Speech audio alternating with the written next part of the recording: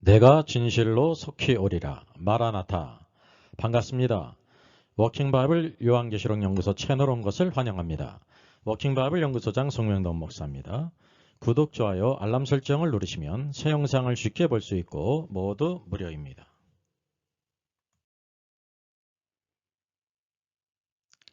이번 주제는 계시록을 보는 두 관점이라는 제목을 가지고 살펴보겠습니다.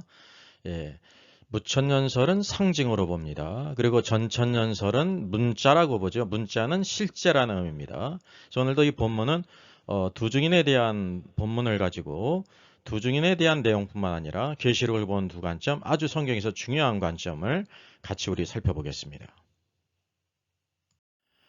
Our Father in heaven, hallowed be your name. Your kingdom come, your will be done on earth as it is in heaven.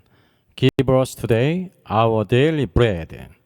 Forgive us our debts, as we also have forgiven our debtors.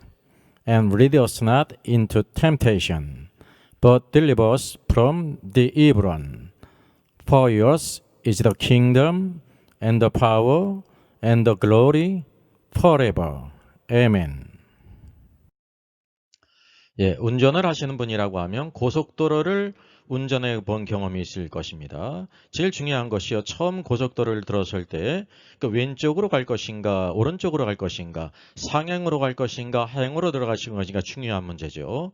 여기 사진에서 보듯이 서울 방면이라고 하면 좌회전을 해야 되고요. 부산 방면이라고 하면 우회전을 해야 된다고 하는 사실이에요. 성경을 볼 때 우리가 제일 기본적인 것이 이것이 이제 긍정적인 의미인가, 부정적인 의미인가, 적극적인 의미인가, 소극적인 의미인가, 좋은 의미인가, 나쁜 의미인가, 굿인가, 배드인가, 이것을 잘 구별해야 될 필요가 있어요. 특별히 계시록을 볼 때는 바로 두 가지 관점이 있는데요. 이게 무천년설적인 관점으로 보는 것이 있고, 전천년설적인 관점으로 보는 것이 있어요.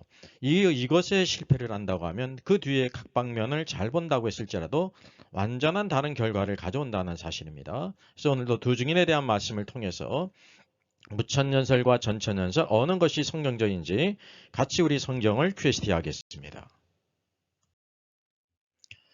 성경이 있습니다. 우리가 성경을 읽고 묵상할 때 자연스럽게 해석을 하고 있어요. 그래서 성경을 해석하는 두 가지 방면이 있습니다.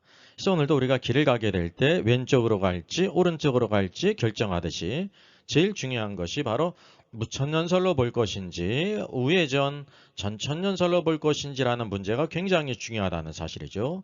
참고로 말씀드리면 우리나라의 목회자와 신학자의 경우는 7, 80%, 90%는 무천년설적으로 성경을 보는데 문제가 있죠. 미국은 바로 전천년설로 성경을 보는 것이 대세라는 사실이죠. 이런 것을 우리들이 잘 구별할 필요가 있습니다. 그래서 이 왼쪽으로 가는 것은 이게 상징으로 보는 거예요. 성경의 내용이 있어요. 계시록의 말씀이 있는데 이것을 상징으로 보는 것은 무천년설입니다. 그리고 문자 그대로 보는 것은 전천년설적인 관점으로 보는 거죠. 문자라는 것은 문자가 의미하는 대로 실제라는 거예요. 두 증인이면 두 증인이지 이것이 다른 어떤 것을 의미하는 것이 아니라는 의미죠. 그래서 상징으로 보는 것이 무천년설입니다. 그래서 천년왕국이 없다는 뜻이 아니라 천년왕국이라고 하는 딱 천년이라는 기간이 정해지지 않았다는 거예요. 2000년이 될 수도 있고 3000년이 될 수도 있고 이게 무천년설이에요. 그래서 무천년설의 중요한 것은 예수님 초림 때부터가 천년왕국이라는 거예요. 재림 때까지. 그리고 천년왕국인 까닭이 있죠. 마귀가 예수님의 초림 때 무정행에 갇혀서 이 땅에서 역사하지 못하고 있다는 것이 무천년설적인 관점입니다. 그리고 문자적으로 보는 것, 실제로 보는 것은 전천년설입니다. 전천년설은 예수님께서 재림하신 후 이 땅에 1000년 동안 하늘의 통치, 공의로 통치하신다는 것을 의미합니다. 따라서 이 마귀가 이 무정행에 갇히는 것은 예수님 초림 때가 아니라 주님이 재림하셔서 마귀를 무적행에 1000년 동안 감금한다는 사실이죠. 그래서 이것은 하나의 학설이지만 성경 전체를 보는 아주 중요한 관점입니다. 그래서 이게 천년왕국이 천년이라는 특정한 기간이 아니라 상징 기간이라는 거예요. 500년이 될 수도 있고 800년이 될 수도 있고 1000년이 될 수도 있고 2000년이 될 수도 있고 중요한 것은 현재 주님의 초림부터 재림까지가 천년왕국이라는 거예요. 무천년설로 성경을 보는 분들은 지금이 바로 평화의 때, 공의의 때, 하늘의 통치가 이 땅에 이루어진다고 믿고 있다는 사실이죠. 여러분 어떻게 생각하십니까? 전천년설은 바로 뭐냐면 천년왕국이 있는데 이 천년왕국이 주님의 재림 이후에 있다고 하는 사실이죠. 그래서 이 재림 이후에 주님이 천년 동안 공의로 하늘의 통치를 가져오시고 그 위에 천년 후에 새하늘과 새 땅, 새 예루살렘으로 들어간다는 것이 전천년설입니다. 그래서 이 무천년설은 가톨릭의 기초를 놓은 어거스틴이라고 하는 학자가 있어요. 그가 바로 확립한 이론이고 이것이 약 1500년 동안 계속해서 오늘날 계속 이어지고 있다는 사실이죠. 그래서 한국의 신학자, 목회자, 성도들이 약 75% 이상, 미니멈이에요. 80% 이상이 무천년설로 성경을 보고 있기 때문에 많은 문제가 발생한다는 사실이에요.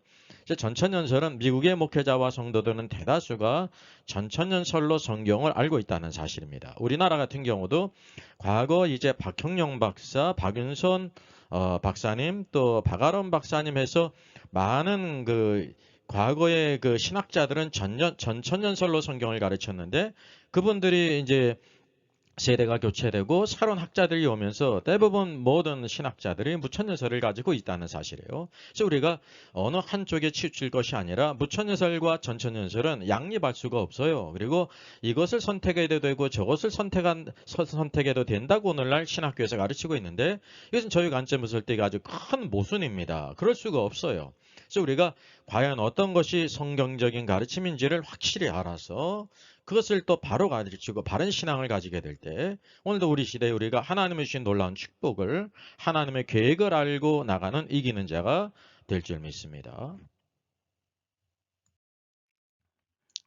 무천년설적 관점으로 가르친 분이 있는데요. 이필창 요한계시록 연구소 소장인 이필창 소장입니다. 그래서 많이 가르치고 있기 때문에 이분의 예를 한번 들겠습니다. 여기 C채널에서도 많은 세미나를 했었네요. 여기 만물을 새롭게 하노라라는 책도 썼고요. 여기 이제 NIGTC가 있는데 그레고리 K 비일이 쓴 요한계시록 주석입니다. 이 모든 것이 무천년설적으로 이제 계시록을 본 관점이에요. 그는 이렇게 말합니다. 두 증인의 이야기다. 두 증인은 두 감람나무도 촛대로 표현된다. 두 촛대는 증거하는 공동체로서의 교회를 의미한다. 두 감람나무는 왕같은 제장의 쥐를 가진 교회를 말한다. 두 증인이 굵은 베옷을 입고 있다. 두 증인의 사역의 회개를 촉구하는 것이기 때문이다. 교회는 1260일 동안 존재하면서 예언사역을 감당한다. 핵심 메시지는 회개 촉구다라고 말해요. 그래서 메시지가 바로 뭐냐면 두 증인은 전 시대의 교회를 가리킨다는 거예요. 자연히 이게 두 증인을 상징으로 보고 있지 않습니까? 그래서 교회로 보고 있고요. 이것이 어떤 의미가 있냐면 계시록의 미래성을 이렇게 부인해요. 여기 무천년설은 예수님 초림 때부터가 천년왕국이기 때문에 계시록의 장차 마지막 때에 있어질 일이라는 것을 모두 부인한다는 것이에요. 또 다른 내용을 보겠습니다. 두 증인은 엘리야와 모세를 떠오르게 한다. 두 사람은 선지자다. 교회가 선지자로서의 사역을 계승하고 있음을 알게 된다. 그래서 모세와 엘리야가 떠오르는데 그와 같은 사역을 교회가 한다는 사실이죠. 이게 조금 맞는 부분이 있지만 이것은 상징으로 보기 때문에 전체적인 문제가 있는 것입니다. 교회 예언은 선지자적 사역의 특징이다. 변화산에서 예수님과 함께 이야기했던 두 사람 역시 모세와 엘리야다. 예수님은 구약을 성취하신 분이다. 구약의 선지자적 사명을 이루신 분이다. 하지만 두 증인은 예수님이 십자가에 못 박힌 곳에서 짐승에게 죽임을 당한다. 두 증인이 가는 길은 예수님이 가셨던 길이다. 교회는 죽는 자리까지 예수님을 따른다 그랬어요. 그래서 1260일을 교회 시대라고 봅니다. 여러분 1260일은 한때, 두때, 반때로서의 세때 반으로서의 마지막 대환란 때거든요. 이게 그렇게 보지 않고 전 시대의 교회 시대라고 상징으로 본다는 사실이죠. 그래서 계시록을 상징으로 보는 것, 계시록의 미래성을 부인하는 것이 무천년설적인 관점이라는 사실이죠. 바로 이런 관점으로 성경을 가르치게 될 때 무천년설적인 관점으로 성경을 보고 있다는 것을 아셔야 되는 것입니다. 구체적으로 무천년설의 주장과 그것이 어떤 오류가 있는지를 같이 살펴보겠습니다. 두 촛대는 증거하는 공동체로서의 교회를 의미한다고 하지 않습니까? 1260일도 이것을 전 시대의 교회 사역의 기간을 이렇게 상징으로 보여준 것이라고 말하고 있어요. 자, 두 증인이 교회로 말합니다. 상징으로 보죠. 또 1260일도 교회 전 시대의 교회 시대라고 말합니다. 이게 상징으로 보는 것입니다. 그래서 계시록의 중요한 미래성을 자연히 이렇게 부인하는 결과를 가져온다는 사실이죠. 자, 그렇다고 하면 이것을 우리가 한번 QST 해보겠습니다. 여러분, 여기 두 증인이 사역을 하는데 여기 성전이 있지 않습니까? 이 성전이 상징일까요? 아닐까요? 예, 성전이 상징이 아니라고 하면 무엇입니까? 이게 성전은 성전이에요. 그래서 네버라는 사실이에요. 부처녀설이 말하듯이 성전은 상징이로 말하는데 상징이 아니라 문자 그대로 성전을 가리킨다는 사실이죠. 오늘날 예루살렘 성전이 세워지지 않았습니다. 앞으로 대환란 때 예루살렘 성전이 세워질 것이고 적그리스도가 그곳에 자신의 우상을 만들게 될 것이고 두 증인이 사역한다는 사실이죠. 자, 그럼 교회 시대에 그럼 이런 일이 있었는가라는 것을 우리가 살펴볼 필요가 있어요. 그러니까 예수님 초림 때부터 재림 때까지가 이제 무천년설이 말하는 천년왕국 시대 아닙니까? 교회 시대, 천년왕국 시대거든요. 교회 시대에 그럼 이런 일들이 있었는가를 살펴보면 되는 것입니다. 여기 보면 그들을 해하려고 하면, 두 증인을 해하려고 하면 그들 입에서 불이 나와서 원수를 삼켰다고 말합니다. 여러분, 교회 시대에 성도들이 모두 순교를 당했다는 것이에요. 여기 두 증인을 전 시대에 걸친 모든 성도로 보는 것이 무천년설 아닙니까? 그럼 어떻게 해서 성도들이 순교를 당할 수 있는가 말이죠. 불이 나오는 것도 상징이 아니라는 사실이죠. 두 증인은 특별한 사람으로서 하나님께서 그런 능력을 주셨다는 것을 우리가 알게 돼요. 자, 또한 두 번째, 그들이 권능으로 하늘에서 비가 오지 못하게 한다 그랬어요. 또 둘째, 물을 피로 변하게 한다 그랬어요. 또 여러 가지 재앙으로 땅을 친다고 말씀하고 있습니다. 이것이 6절 말씀에 있다는 사실이죠. 여러분, 하나님께서 엘리야를 통해서 하늘문을 닫으셨지 않습니까? 상징이 아니에요. 실제죠. 물을 변하여 피가 되게 한 것이 바로 모세를 통해서 행하신 재앙 아닙니까? 그 상징이 아닙니다. 진짜로 나일 강물을 변하여 피가 되게 했다는 거죠. 여러 가지 재앙으로 친 모든 것은 문자 그대로 실제라는 사실입니다. 피나 물이나 모든 재앙은 상징이 아니라는 사실이죠. 이것을 상징이라고 말할 때 아주 우스꽝스러운 모습이 연출된다는 것을 우리가 알아야 됩니다. 또 셋째, 죽임을 당한 후에 두 증인이요 부활하고 승천했다고 말합니다. 여러분, 부활하고 승천했다는 것이 상징일 수가 있냐 말이죠. 예수님의 부활이 실제였던 것처럼 두 증인이 죽임을 당한 후에 부활한 것도 실제고 승천한 것도 실체라는 것을 우리가 알 수가 있습니다. 이건 상징일 수가 없다고 하는 사실이죠. 그래서 이게 신학자들 가운데 그레고리 K 비일이 있고요, 목함도 있고, 최갑정 교수, 박영동 교수를 비롯해서 이필창 교수를 비롯한 많은 분들이 무천년설적으로 성경을 가르치고 있기 때문에 성경을 이렇게 이제 난제를 만난다고 우리가 편하지 않습니다. 성경을 알 수가 없는 것입니다. 특별히 칭의론 논쟁에 참여한 모든 신학자들이 양대 이제 세관점 칭의론에 있든지 권영경 교수라든지 김세웅 교수 이 세관점 칭의론이잖아요. 또 뿐만 아니라 전통적 칭의론에 서 있는 분들, 여기 최갑정 교수, 박영동 교수 다 마찬가지죠. 이 문제를 해결하지 못하는 것이 동일하게 무천년설적인 관점을 가지고 보고 있기 때문에 문제를 해결할 수가 없다는 사실을 우리가 알 필요가 있습니다.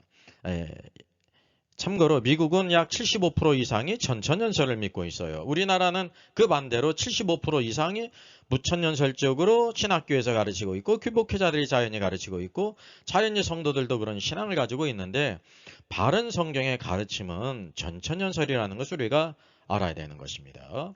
그래서 우리가 QST 원칙은 여기에 성전이든지 그들을 해하려고 하면 불이 나와서라든지 물이 피로 변하게 한다든지 비가 오지 못하게 한다는 것은 모두 다 상징이면 상징이어야 되고 문자 그대로면 문자 그대로야 된다는 거예요.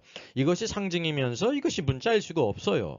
그래서 이방인이라든지 42달이라든지 여기 1260일 문자 그대로 42달이고 1260일 딱 맞는 것입니다. 한때 두때 반때가 해로서의 세때 반이라는 것을 우리가 알게 되고, 거룩한 성이 거룩한 성이지 다른 의미가 아니에요. 불이 불이지 다른 의미가 일 수 없다고는 사실을 우리가 알아야 되는 것입니다. 그래서 우리가 가장 기본적인 성경을 보는 관점, 무천년설로 보지 아니하고 전천년설로 보게 될 때 바른 성경의 닥트린을 우리가 알 수가 있는 것입니다.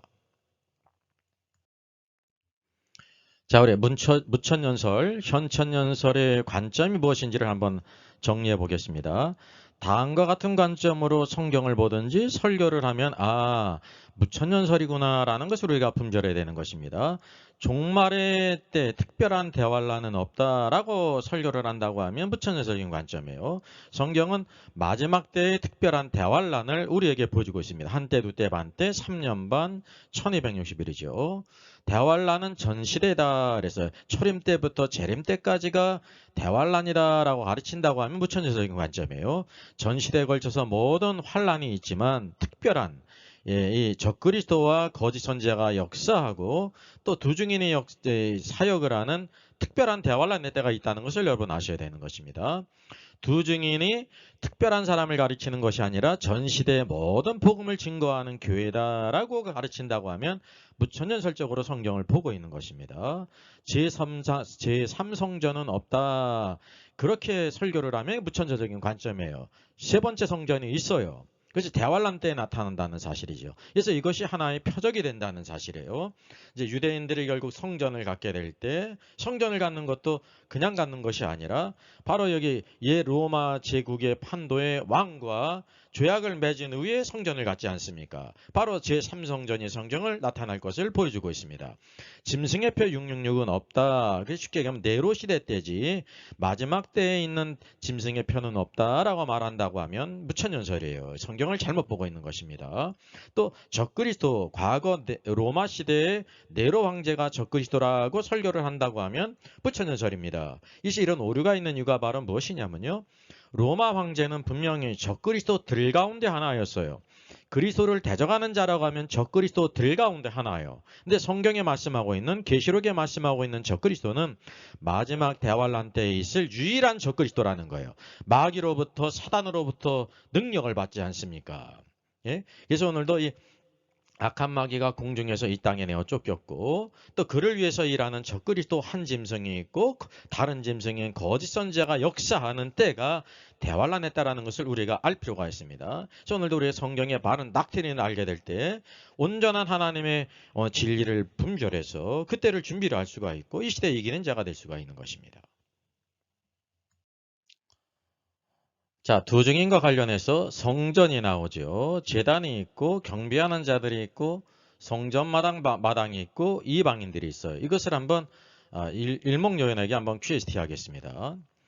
여기 지팡이 같은 갈대를 주며 말하기요 하나님의 성전과 제단과 그 안에서 경배하는 자들을 측량하되 성전 바깥마당은 측량하지 말고 그냥 놔두라. 이것을 이방인에게 주었은즉 그들이 거룩한 성을 42달 동안 짓밟으리라 그랬어요. 이것이 상징이면 다 상징이어야 되고요. 이것이 문자면 문자 그대로 의미가 돼야 된다는 거예요. 아마 이것은 워킹 바이블 연구소에서 최초로 말한 것일 줄 믿습니다. 그래서 이것이 어떤 의미인지를 온전히 알 수가 있어요. 이것이 뒤섞일 수가 없어요. 성경을 전체를 다 연구해 보니까 하나님께서 그렇게 말씀하셨어요. 하나님은 원칙을 가지고 계신 분이라는 사실입니다.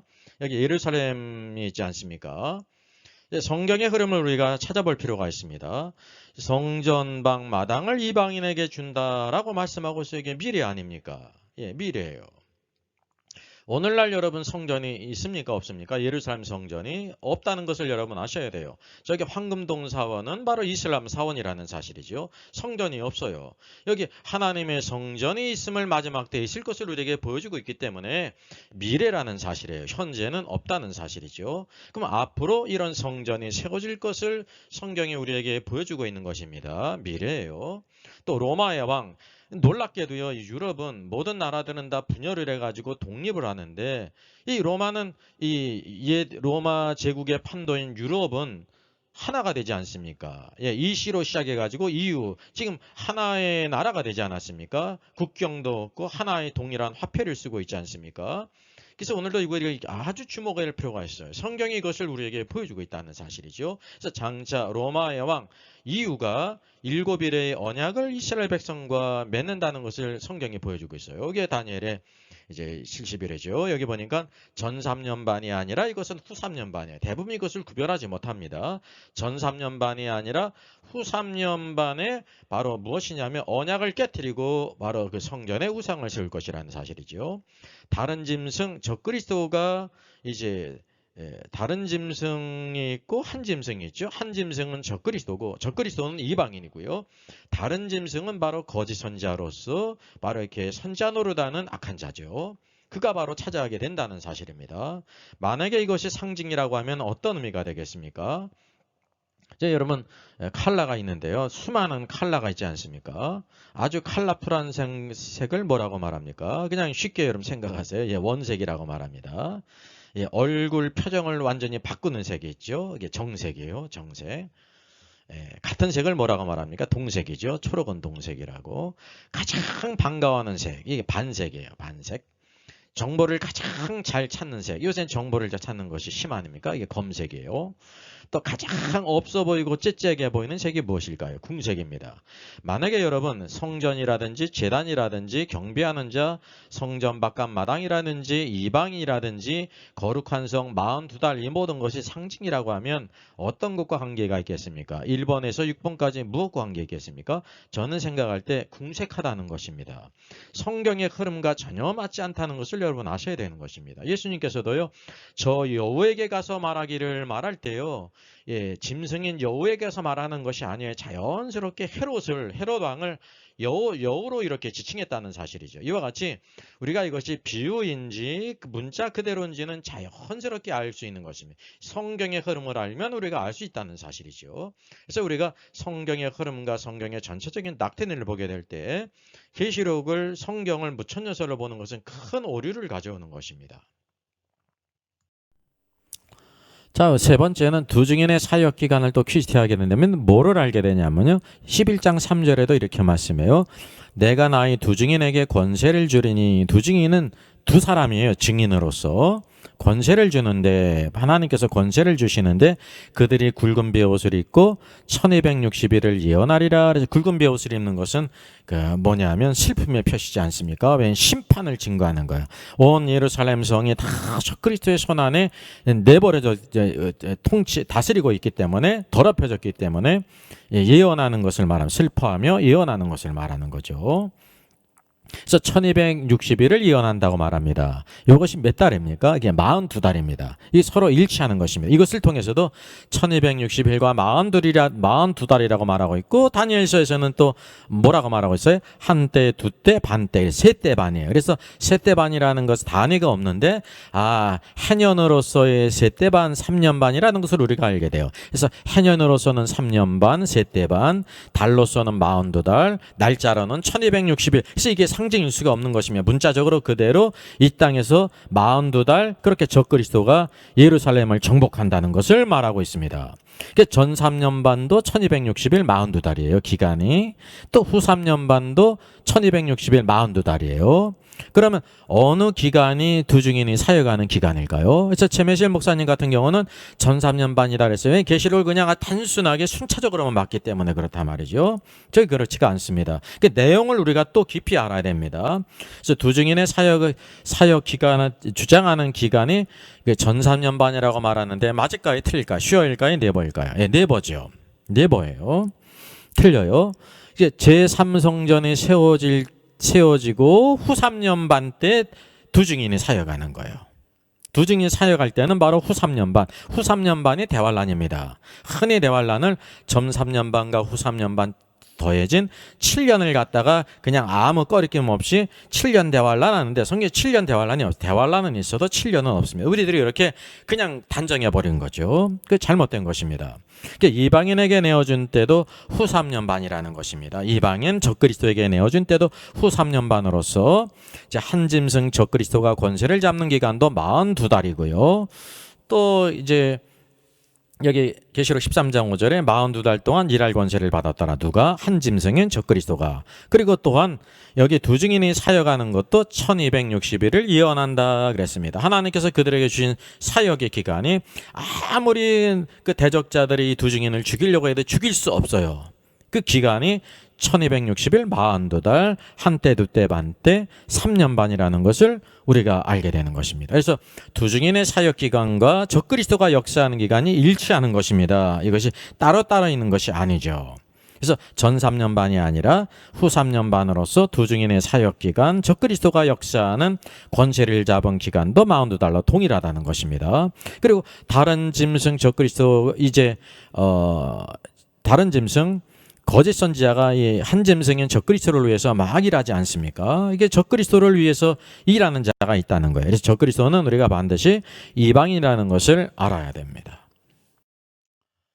예, 두 증인이 상징인가 문자인가? 문자라는 실제라는 것을 가리켜요. 이게 어떤 의미인지를 우리가 한번 잘 살펴보겠습니다. 두 증인과 관련돼서 나오는 많은 여기 소재들이 있죠. 중요한 부분이에요. 여기 이제 예루살렘 성전이 있잖아요. 제단이 있고 성전방 마당이 있고 거룩한 성도 있죠. 이방인도 있고 배옷이 있고 두 증인이 있습니다. 비오지 못하게 한다 그랬어요. 비오지 못하게 하는 것이 상징일 수가 없죠. 해하려고 하면 불이 나온다. 불이지 다른 것이 아니라는 사실이죠. 여러 가지 재앙이 문자 그대로지 상징이 아니라는 사실이에요. 물을 변하여 피가 되게 한 것이지 모세가 나일 강물을 피로 변하게 하지 않았습니까? 그 문자 그대로지 다른 어떤 의미가 아니라는 사실입니다. 그래서 우리가 중요한 것은 이 두 증인과 관련되어져서 중요한 원칙을 발견해요. 이게 워킹 바이블 연구소에서 발견한 QST 아주 중요한 해석 원칙입니다. 성경을 보는 관점, 계시록을 보는 관점이에요. 이것만 알아도 성경을 온전히 우리가 알 수가 있습니다. 뭐냐면 오늘도 이 두 증인과 관련된 어떤 부분에 있는 말씀에서 거기서 나오는 이 모든 것이 제단이든지 거룩한 성이라든지 배옷이라든지 불이라든지 비라든지 두 증인이 상징이라고 하면 모두 다 상징이라는 겁니다. 그리고 상징이 아니라 실제라면 문자 그대로 성이고 배옷이라고 하면 모두 다 실제라는 것입니다. 성경 전체의 원칙을 보게 되면 상징과 문자가 같이 있을 수가 없어요. 하나님은 성경을 오늘도 우리에게 보여주고 있을 때 하나의 원칙을 가지고 성경을 보여주고 있습니다. 그래서 성경의 흐름을 알면 성경을 보여주고 있는 이 닥트린을 알게 되면요. 성경을 알 수 있는 가장 중요한 자산을 갖게 되는 것입니다. 예, 성경을 해석하는 법칙 QST 8번째 법칙이 있습니다. 이거 참조해서 여러분 보시면 되겠습니다. 계시록 17장에 음녀가 있죠. 큰 바벨론 7대접을 가진 7천사 중 하나가 와서 내게 말하되 이르되 이리로 오라. 많은 무리에 앉은 큰 음녀가 받을 심판을 내게 보이리라. 그래서 17장의 주제는 큰 음녀에 대한 심판이에요. 여러분 오리가 안고 있는 방석을 뭐라고 말합니까? 회전의자입니까? 바위입니까? 물입니까? 물이죠. 예, 오리의 방석은 물이에요. 그럼 큰 음녀가 오리도 아니고 어떻게 많은 무리에 앉아 있나 말이죠. 이것이 가능합니까? 가능하지 않습니까? 어느 누구도 무리에 앉아 있을 사람이 없어요. 그게 네버 아닙니까? 그래서 이것은 어떤 의미냐면 문자적인 의미가 아니라 상징적인 의미라는 것을 우리가 알게 되는 것입니다. 이와 같이 문자냐 상징이라는 것은 자연히 우리가 흐름을 알기만 하면 알 수가 있다는 사실이죠. 그래서 많은 물은 문자적인 강과 바다를 가리키는 것이 아니라 상징의 의미라는 것을 우리가 알게 된다는 사실이죠. 또 여기서 성경이 그렇게 해석해주고 있어요. 같이 보겠습니다. 또 천사가 내게 말하되 내가 본 바 음녀가 앉아있는 물은 백성과 무리와 열국과 방언들이니라 그랬어요. 큰 음녀가 앉아있는 그 많은 물은 백성, 무리, 열국과 방언들을 가리킨다는 게 모든 민족을 가리킨다는 거죠. 그래서 자연히 여기가 상징이라는 것을 알 수가 있어요. 성경이 이와 같이 해석해주고 있다는 사실을 우리가 간과하면 안 된다는 사실이죠.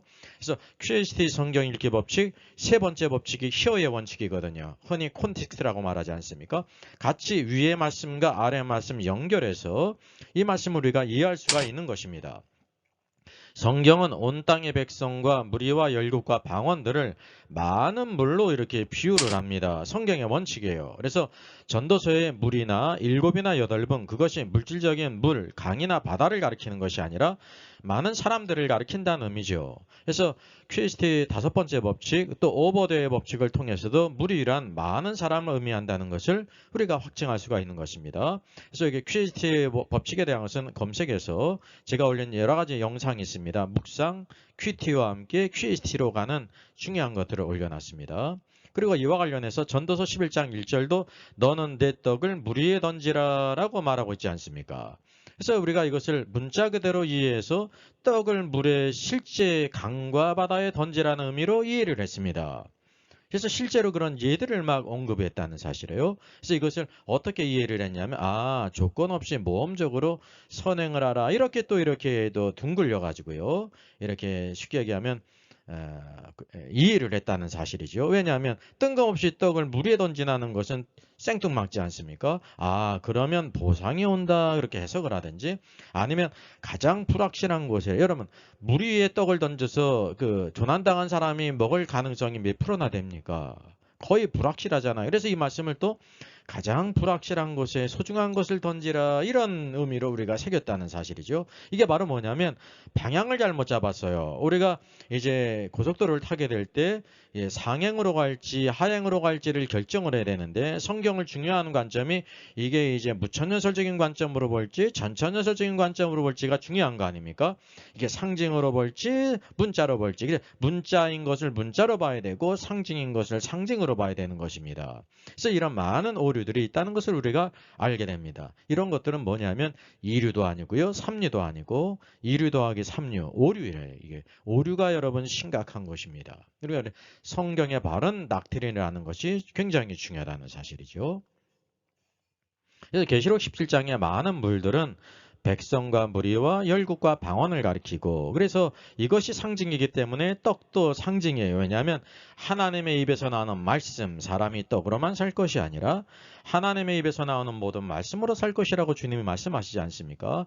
여기 보니까 많은 물들도 그것이 상징이기 때문에 큰 음료도 바로 뭐냐면 특정한 사람을 가리키는 것이 아니라 천주교라고 하는 그 집단을 갖다가 큰 음료로 이렇게 상징하고 있다는 것을 자연히 알게 되는 것입니다. 그래서 성경의 바른 해석의 법칙을 알게 되면 여러분 성경을 보는데 굉장히 큰 도움을 받게 될 것입니다. 288장 예수를 나의 구주 삼고 부르겠습니다. 크로스비 여사의 작사네요. 예수를 나의 구주 삼고 성령과 피로써 거듭나니 이 세상에서 내 영혼이 하늘의 영광 누리도다. 이것이 나의 찬송이요 이것이 나의 찬송일세. 나 사는 동안 끊임없이 구주를 찬송하리로다. 온전히 주께 맡기네요. 사랑의 음성을 듣는 중에 전사들 왕래하는 것과 하늘의 영광 누리로다. 이것이 나의 간증이요 이것이 나의 찬송일세. 나 사는 동안 끊임없이 구주를 찬송하리로다. 주 안에 기쁨 누림으로 마음의 풍랑이 잔잔하니 세상과 나는 간 곳 없고 부족한 주만 보이도다. 이것이 나의 간증이요 이것이 나의 찬송일세. 나 사는 동안 끊임없이 구주를 찬송하리로다. 사랑의 하나님 감사합니다. 간밤에도 편히 쉬게 하시고 또 소망을 하나님께 두며 새날을 시작게 하시니 감사합니다. 우리에게 주신 귀한 말씀, 이 계시의 말씀을 잘 깨달게 하시고 두려움 가운데 행하지 않게 하시며 오늘도 삶의 지혜와 믿음을 허락해 주셔서 주님께서 영광 중에 다시 오심이 우리에게 큰 축복인데 이때를 잘 분별할 수 있도록 도와주시기를 원합니다. 장차 창세 이후로 이전에도 없고 후에도 없을 그런 대환란 가운데 적그리스도가 역사할 터인데 또 하나님의 주권적으로 두 증인을 두셨습니다.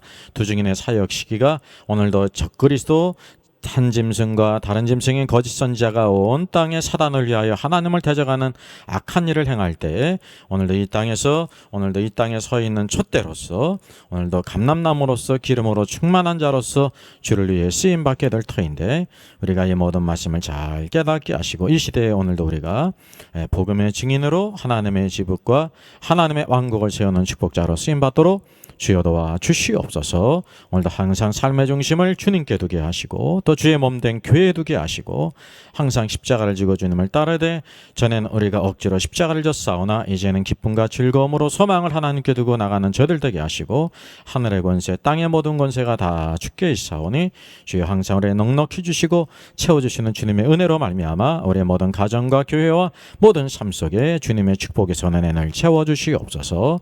주를 경외하는 모든 심령들에게 하늘의 평강과 소망을 주시고 오늘도 주님의 다스림과 통치 안에 평강을 누리게 하여 주시옵소서. 주님을 찬양합니다. 주 예수 그리스도의 이름으로 기도하옵나이다. 아멘.